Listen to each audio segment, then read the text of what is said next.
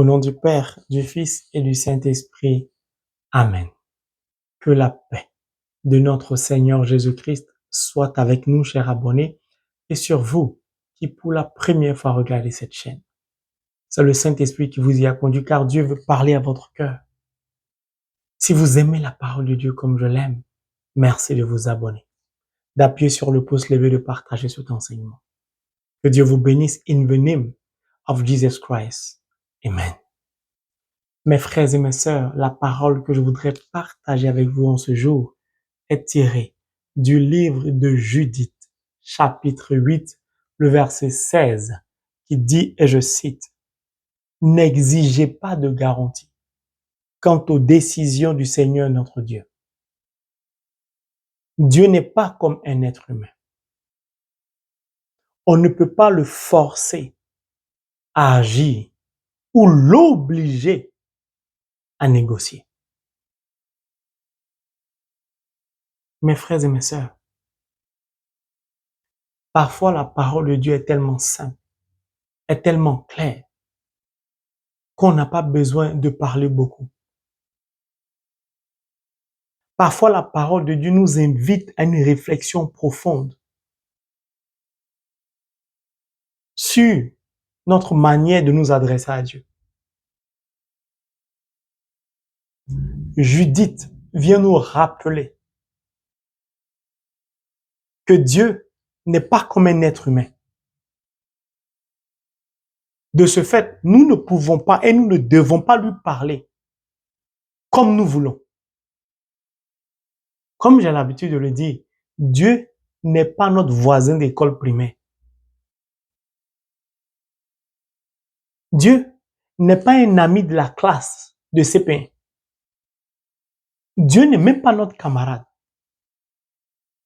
Alors quand nous devons nous adresser à lui, nous devons peser, sous-peser les mots que nous utilisons. Les phrases que nous prononçons, nous devons faire beaucoup attention. Pourquoi?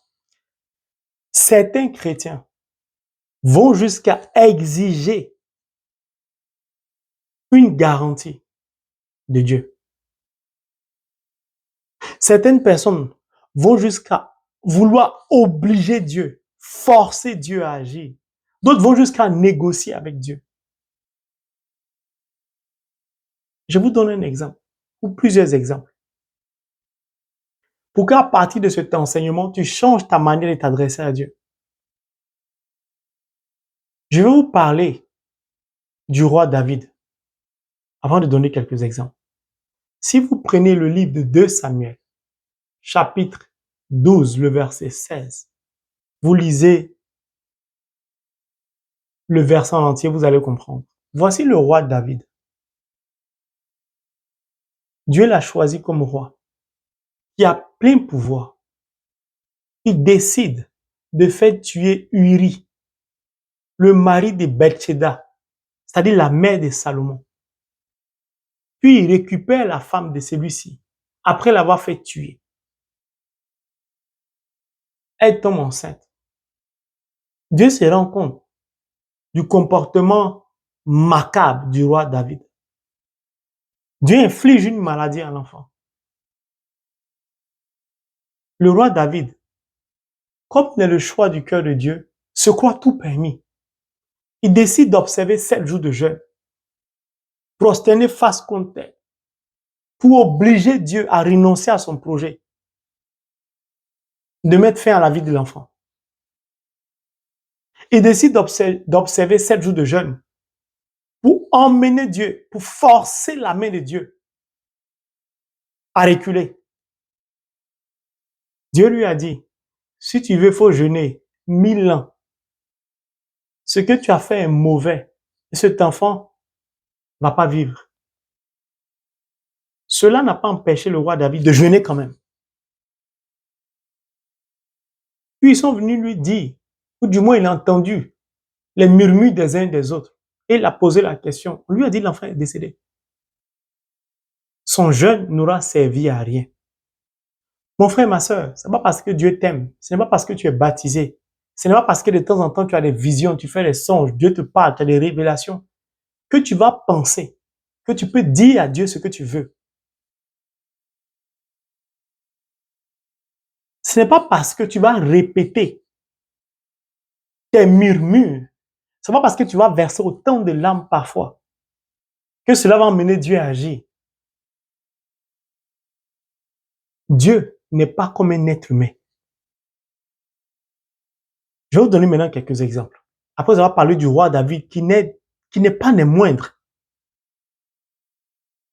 face à la maladie de son enfant. Après avoir, on va dire entre guillemets, brigandé la mère de Salomon. Dieu n'est pas injuste. Face à une maladie, ton père, ton enfant, je ne sais pas, ton mari, ton épouse, ta maman, ne t'amuse pas, ne t'amuse surtout pas à imposer ta volonté à Dieu ou à vouloir obliger Dieu à guérir la personne qui t'est proche, qui t'est chère. Ce n'est pas parce que tu es en pèlerinage à Lourdes, à Fatima, en Israël, que tu vas obliger Dieu à te guérir ou à te donner des enfants. Dieu te dit, quitte ce pays dans lequel tu es, dans lequel tu as immigré. Tu ne t'en sors pas dans ce pays. Malgré le travail que tu as, rien ne marche. Le Seigneur te dit, quitte ce pays, va dans tel autre pays. Tu dis à Dieu, tu jeûnes, tu pries, tu supplies, tu récites toutes sortes de prières. Tu vas à l'adoration Saint-Sacrement. Tous les jours, tu as la messe et tu dis à Dieu de te faire prospérer dans ce pays-là quand même. Alors qu'il t'a bien dit de quitter ce pays.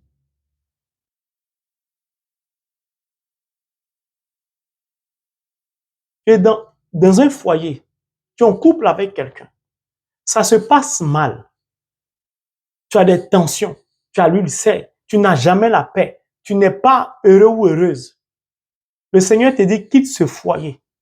Toi, tu pries, tu jeûnes pour dire à Dieu, change le cœur de mon âme sœur. Il n'est pas mauvais. Je sais que tu peux le faire. Dieu n'est pas ton camarade. Dieu t'a dit de le servir, il faut le servir. Dieu t'a dit d'intercéder pour les gens, il faut intercéder pour les gens. Dieu t'a dit, va prier pour les malades, va prier pour les malades. Beaucoup de chrétiens ne sont pas exaucés. Beaucoup de chrétiens ternissent le nom de Dieu de par leur comportement. Avant d'appeler la paix dans ton pays, commence à prier pour que ceux qui se comportent comme ils se comportent changent. Seigneur, je suis fatigué. Il y a tel dictateur au pouvoir. Tu veux que Dieu fasse quoi? Tu peux obliger Dieu à enlever le dictateur? Si Dieu s'est tu et a permis qu'un dictateur soit assis sur le fauteuil présidentiel, c'est à cause du comportement des habitants de ce pays. Je vous dis sincèrement la vérité. Arrêtez d'exiger des choses à Dieu. Arrêtez de demander des garanties à Dieu. Tu as révélé ça. Prouve-moi que tu vas le faire. Donne-moi une garantie que tu vas le faire. Dieu est ton camarade. Non. Est-ce que Dieu est ton camarade? Si tu me guéris, Seigneur, si tu me guéris, voici ce que je vais faire pour toi. Qui t'a dit comme condition, Dieu? Est-ce que tu entends ce que Judith te dit? Elle dit, je vais recommencer. Dieu n'est pas comme un être humain. On ne peut pas le forcer à agir et l'obliger à négocier. Tu veux négocier quoi avec Dieu? Seigneur, tu sais, si tu guéris telle personne, tu guéris ma femme, tu guéris mon enfant, tu guéris, je vais faire ci, je vais faire ça. C'est pourquoi ta prière n'est pas exaucée.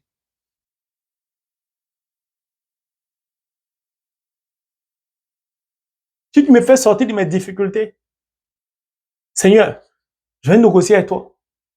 Si tu me fais sortir de mes difficultés financières, je te promets de te payer la dîme tous les mois. Je te promets de te faire des offrandes.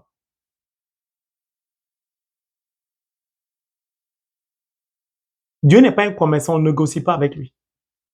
On ne demande pas de garanties à Dieu. On n'oblige pas Dieu à faire ce qu'il n'a pas envie de faire. Mon frère, ma soeur, je suis venu te dire la vérité aujourd'hui. Car ces 2 derniers jours, le Saint-Esprit est déchaîné, il n'est pas content. Si Dieu te dit, prends telle personne, c'est ton âme sœur, toi tu vas dire à Dieu, je veux qu'il soit de la même nationalité que moi. Je veux qu'il habite dans le même pays que moi. Toi tu es Dieu. Prends ce que Dieu te donne, il sait pourquoi il te le donne. Beaucoup de personnes veulent se marier en imposant leurs critères à Dieu, en imposant à Dieu le choix de leur âme sœur. Et tu es étonné pourquoi tu n'es pas marié.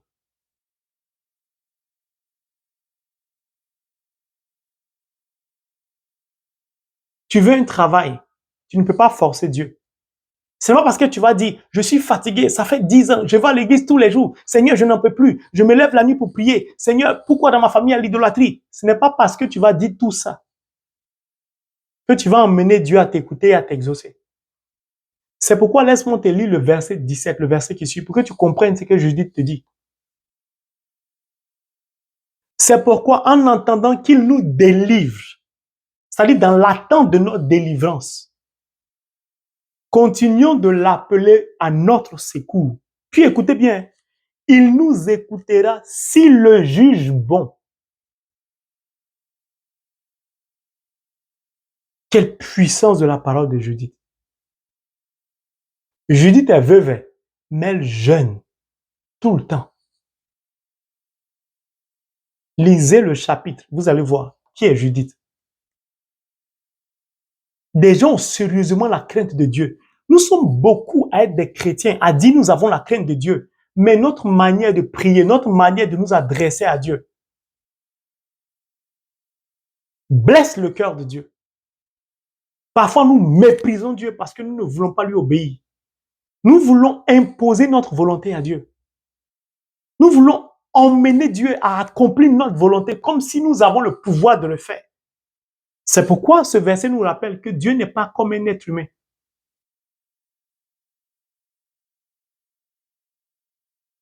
Quand on a la crainte de Dieu, quand on a choisi le Christ, Holy Bible, le Verbe incarné comme notre berger, on n'a pas de mots à dire. On le suit. C'est pourquoi Judith nous apprend comment on doit parler à Dieu. Dans l'attente de notre délivrance, continuons à l'appeler au secours. Tout ce que Dieu te demande, c'est de continuer à l'implorer, de continuer à le supplier et non d'exiger quoi que ce soit. Seigneur, je suis fatigué, mon âge avance, ça fait tellement d'années. Le Seigneur dit, tu te fatigues pour rien, parce que ça ne va pas changer ce qu'il a prévu de faire pour toi. Au contraire, quand tu fais ça, tu l'irrites, tu l'énerves. Puis il se bouche les oreilles, donc il ne t'écoute pas. Car la première personne à t'aimer, c'est lui. La première personne à avoir un projet sur ta vie, c'est lui. C'est tout ce qu'il te demande. Mon frère, ma soeur, je n'ai pas beaucoup de choses à dire. Je voudrais t'emmener à la réflexion sur ce que ce verset t'apprend. N'exigez pas de garanties quant aux décisions du Seigneur, c'est-à-dire quant à la volonté du Seigneur. Ce que Dieu t'a dit, ce que sa parole te recommande, il ne faut pas venir réécrire la Bible. Je n'en peux plus de ma situation. Regarde bien ta vie. Tu as été conforme tout le temps à la vie du Seigneur? Tu as été conforme tout le temps à la parole de Dieu? Dieu s'est-il fâché avec toi pour cela? Si le Seigneur t'appelle à le servir, il ne faut pas demander au Seigneur des comptes, une garantie. Si quelqu'un est décédé qui était proche de toi, va pas demander des comptes à Dieu. Beaucoup de personnes se trompent. Seigneur, je veux comprendre. Je ne sais pas, il y a 2, 3, 4 mois, le Seigneur a donné un message. Je l'ai publié. Le Seigneur a dit, il ne vous demande pas de venir à lui pour lui demander des comptes, encore moins pour lui demander des éclaircissements. Il n'a rien à vous dire. Il vous demande de venir vous abandonner à lui pour qu'il vous bénisse. Beaucoup de chrétiens choisissent femmes sœurs, opèrent des choix, de mauvais choix, sans Dieu, sans consulter Dieu. Puis quand ils sont dans leur foyer ou dans une situation de par leur choix qui brûle maintenant, ils appellent Dieu au secours. On vous a dit Dieu est un pompier. Dieu n'est pas un pompier. Dieu n'est pas un ferronnier pour souder les fers. Il n'est pas les couturiers qui se promènent avec la machine là. À Abidjan, on les appelle les tokro-tokro. Il n'est pas un raccommodeur. Il n'est pas là pour coller les tissus. Respectons Dieu. Si tu as vécu ta vie sans Dieu, que maintenant tu es venu à lui, il faut aller doucement avec lui. Et Judith te dit, continue à l'appeler au secours seulement. Parce que tu t'es converti, ça fait à peine 3 mois, 1 an, on ne peut pas respirer. Tu veux imposer ta volonté à Dieu, tu vas jusqu'à exiger des choses à Dieu. C'est lui qui t'a créé. Fais attention. C'est pourquoi beaucoup de chrétiens ne sont pas exaucés. Dieu m'a dit, quitte l'Europe, j'ai quitté l'Europe. Je ne suis pas rentré dans une conversation. On ne négocie pas avec lui. Vous savez ce que ça veut dire négocier? Ça veut dire marchander, ça veut dire discuter. Mon frère, ma soeur, si tu as l'habitude de discuter avec Dieu, arrête. Parce que tu es en train de creuser ta propre tombe. Beaucoup de chrétiens baptisés, confirmés sont dans l'obscurité. Parce qu'ils passent tout le temps à discuter avec Dieu dans la prière, à discuter avec Dieu concernant les révélations. D'autres vont jusqu'à nier la volonté de Dieu. Dieu ne m'a pas dit ça. Je ne suis pas sûr que Dieu m'a parlé. Je ne suis pas sûr que Dieu était dans mon affaire. Je ne suis pas sûr que Dieu était dedans. D'autres vont jusqu'à imposer Dieu dans leur vie en disant, ce que j'ai fait à marcher, Dieu était dedans, alors qu'ils n'ont jamais demandé l'avis de Dieu. Même quand ils ont osé demander l'avis de Dieu, ils n'ont pas osé attendre la réponse de Dieu. Ils ont donc imposé un temps à Dieu. Seigneur, dans 1 semaine, si tu n'as pas fait, c'est que tu n'es pas Dieu. Il ne va rien faire pour toi. Il n'a pas besoin de toi pour prouver qu'il est Dieu. Et on ne peut pas demander à Dieu de prouver qu'il est Dieu. Il peut susciter des pierres pour l'adorer. Le roi David pensait que parce qu'il était le choix du cœur de Dieu, il pouvait se permettre tout et n'importe quoi. Dieu lui a fait comprendre que c'est lui Dieu qui est le maître. Mon frère, ma soeur, revois ta position à l'égard de Dieu. Apprends à connaître celui à qui tu t'adresses, qui est notre Père, Abba, Dieu. Dieu n'est pas comme un être humain. Nous respectons notre patron au travail. Nous soumettons aux heures du travail. Nous sommes esclaves. Nous respectons à la lettre les heures pour aller au travail. Nous respectons l'heure d'enregistrement pour ne pas manquer notre vol. Nous écoutons les moindres désirs de nos enfants. Nous souffrons à la place de nos enfants quand il leur arrive un malheur. Mais quand il s'agit de Dieu, quand il s'agit de la parole de Dieu, quelle attitude avons-nous? Ne t'amuse plus jamais à demander des comptes à Dieu. Seigneur, je veux comprendre, explique-moi. Si tu ne m'expliques pas, on n'avance pas. Tu es qui? Dieu est-il ton camarade? D'autres vont jusqu'à insulter Dieu. D'autres vont jusqu'à blasphémer. D'autres vont jusqu'à mépriser Dieu. D'autres vont jusqu'à imiter le prophète Élie.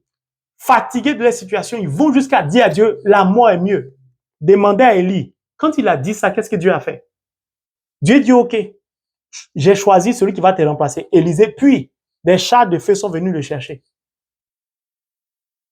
Vous vous amusez à prononcer un certain nombre de paroles vis-à-vis de Dieu. Dieu va vous montrer que c'est lui qui décide. Tu veux mourir, il va te faire mourir. Nous devons rester dans une position d'humilité et imiter ce que Judith nous dit. C'est pourquoi en attendant qu'il nous délivre, dans l'attente de ce qu'il nous délivre de notre situation difficile, continuons de l'appeler à notre secours. Mon frère, ma soeur, dans la situation dans laquelle tu es, tout ce que tu as fait, c'est d'appeler Dieu au secours, à l'aide, c'est tout. C'est l'enseignement que j'ai voulu partager avec toi. Car le Saint-Esprit me dit, je vais exaucer, je vais agir dans la vie de beaucoup de personnes. Je veux glorifier le nom du Père, mais je rencontre trop d'obstacles dans le cœur de beaucoup de chrétiens. Trop de haine, trop de colère, trop d'exigences, trop d'impositions. On veut forcer Dieu, on veut discuter avec Dieu. Le Saint-Esprit dit non.